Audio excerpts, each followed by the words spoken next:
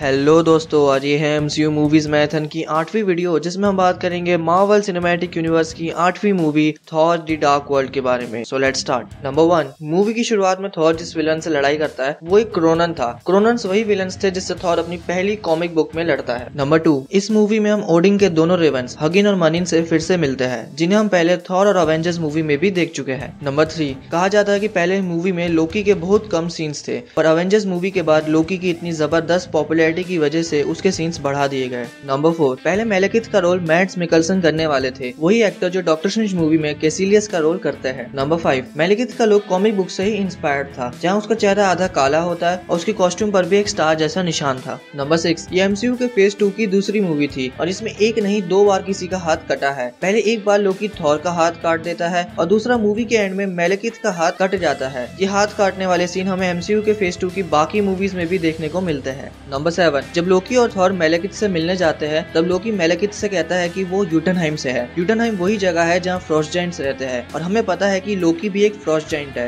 Number 8, एक scene में लोकी जेन को देख के कहता है कि जो ताकत इसके अंदर है वो मेरे पास होती तो मजा आ जाता, जहाँ वो ईथर की बात करता है जो एक इन्फिनिटी स्टोन है। लेकिन वो ये नहीं जानता था कि जब उसने अर्थ पे अटैक किया था तब उसके पास 2 इन्फिनिटी स्टोन्स थे, एक टेसेरेक्ट और दूसरा उसकी शाही छड़ी के अंदर था। नंबर 9, मूवी के मिड क्रेडिट सीन में सिर्फ और वॉलस्टैक कलेक्टर के पास आते हैं और उसे ईथर को संभालने के लिए दे देते हैं, क्योंकि उनका कहना था कि टेसेरेक्ट पहले से ही एसगार्ड पे है, इसलिए 2 इन्फिनिटी स्टोन्स को एक जगह पे रखना सही नहीं होगा। और कलेक्टर उनके जाने के बाद कहता है कि 1 आया और 5 बाकी। ये पहली बार था जब उन्होंने किसी मूवी में इन्फिनिटी स्टोन्स का नाम लिया और ये भी कंफर्म कर दिया कि टोटल 6 इन्फिनिटी स्टोन्स इस दुनिया में है। नंबर 10, इसी सीन में हम एक और चीज से मिलते हैं, एक ककून से, जिसके अंदर ऐसा कई लोगों का मानना है कि एडम वॉरलॉक है। एडम वॉरलॉक मार्वल का एक सुपर हीरो है और उसका कॉमिक बुक्स की इन्फिनिटी वॉर स्टोरी में काफी बड़ा रोल था। कॉमिक्स में उसके पास सोल स्टोन था, वही एक इन्फिनिटी स्टोन जो अब तक एमसीयू में नहीं मिल पाया है। नंबर 11, और मूवी के पोस्ट क्रेडिट सीन में थॉर अर्थ पे वापस आ जाता है और जेन को किस करता है। लेकिन मजे की बात यह है कि इस सीन की शूटिंग के टाइम पे जेन फॉस्टर का रोल करने वाली एक्ट्रेस नेटली पोर्टमैन किसी और मूवी पे काम कर रही थी, तो उनकी जगह क्रिस हेम्सवर्थ की वाइफ ने ही विग पहनकर ये सीन किया। और इसी सीन के दूसरे पार्ट में वो यूटनहाइम से आया मॉन्स्टर उन बर्ड्स को खाने की कोशिश करता है। नंबर 12, एक सीन में थॉर हैंगर पे अपने हथौड़े म्योनी को टांग देता है, जो क्रिस हेम्सवर्थ का ही आइडिया था। नंबर 13, इससे पहले की दोनों मूवीज में क्रिस हेम्सवर्थ ने विग पहनी थी, पर इस मूवी में ये उनके असली बाल थे।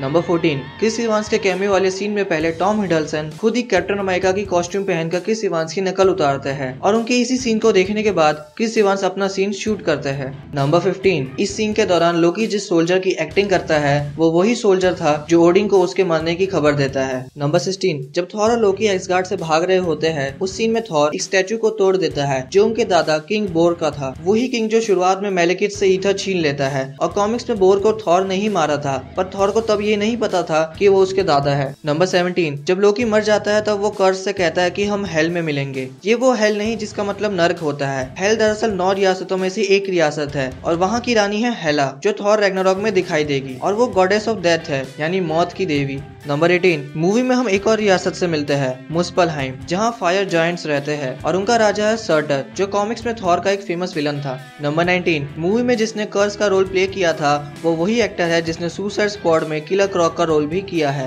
नंबर 20, को डायरेक्ट करने के लिए पहले पैटी जेंकिंस को चुना गया था, पर फिर उन्हें हटा दिया गया। पैटी जेंकिंस वही डायरेक्टर है जिन्होंने डीसी की वंडर वुमन मूवी को डायरेक्ट किया है। नंबर 21, मूवी में पहले वेल्करी नाम की कैरेक्टर को इंट्रोड्यूस करने का आइडिया था, पर वो हो नहीं पाया, पर वो अब हमें थॉर 3 में देखने को मिलेगी। नंबर 22, इस मूवी से कई लोग नाराज हो गए थे। नेटली पोर्टमैन इसलिए नाराज थी क्योंकि पैटी जेंकिंस को डायरेक्टर बनाने के बाद उन्हें बाद में हटा दिया गया और कहते हैं उन्हें मजबूरन ये रोल करना पड़ा क्योंकि ये उनके कॉन्ट्रैक्ट का हिस्सा था। इसके अलावा एलन टेलर जो मूवी के डायरेक्टर थे, उन्होंने कहा कि उन्होंने कुछ अलग मूवी बनाई थी, पर मार्वल ने पोस्ट प्रोडक्शन यानी एडिटिंग के टाइम पे मूवी में बहुत सारे बदलाव कर दिए और हेमडल का रोल करने वाले इड्रिस एल्बा ने यहाँ तक कह दिया कि इस मूवी पे काम करना उनके लिए टॉर्चर के बराबर था। नंबर 23, और अब बात करते हैं मूवी के सबसे बड़े ईस्टर एग यानी एरिक सेल्विक के ब्लैक बोर्ड की। सबसे पहले हमारे यूनिवर्स की 9 रियासतें जो है एस्गार्ड, वेनाहाइम, यूटनहाइम, स्वेटलफाइम, मुस्पलहाइम, हेल, नेडाविलीर, एल्फाइम और उन सब के बीच हमारी दुनिया अर्थ यानी मिडगार्ड। उसके बाद 616 यूनिवर्स जो मार्वल का मेन कॉमिक बुक यूनिवर्स है। फिर है Kyle plus Yost is equal to X, जिसका मतलब है क्रेग काइल जो मूवी के एग्जीक्यूटिव प्रोड्यूसर थे, और क्रिस्टोफर योस्ट जिन्होंने मूवी का स्क्रीन प्ले लिखा था और जिन्होंने मिलकर X-23 नाम के मार्वल कैरेक्टर को बनाया था। तभी उन्हें प्लस करके इक्वल्स 2 में एक्स लिखा गया है। फिर लिखा दिखाया है द फॉल्ट, जो यूनिवर्स में एक बड़ा सा छेद था जो ब्लैक बोल्ट की वजह से बना था, और कॉमिक्स में इस चीज का connection guardians of the Galaxy के साथ भी रहा है। फिर उसके नीचे लिखा है द क्रॉस रोड्स, ये एक ऐसी जगह है जो बहुत सारी दुनियाओं से कनेक्ट हो रखी है, और एक बार डॉक्टर स्ट्रेंज हल्क को यहाँ भेज देता है जब हल्क आउट ऑफ कंट्रोल हो जाता है। फिर है नेक्सस ऑफ ऑल रियलिटी, जो एक मल्टी डायमेंशनल पोर्टल है जिधर बहुत सारी दुनिया एक साथ आके मिलती है। नंबर 24, स्टैनली का कैमियो तो आपने देखा ही होगा, जहाँ वो एक हॉस्पिटल के पेशेंट का रोल करते हैं। और ऐसे मैंने आपको बताई मूवी के बारे में 24 नई बातें। बाकी बातें जानने के लिए आप मेरे फेसबुक पेज पे जा सकते हैं, और वीडियो पसंद आए तो इसे लाइक करें, और ऐसी बहुत सारी वीडियोस के लिए सब्सक्राइब करना ना भूलें। Thank you for watching this video. Bye.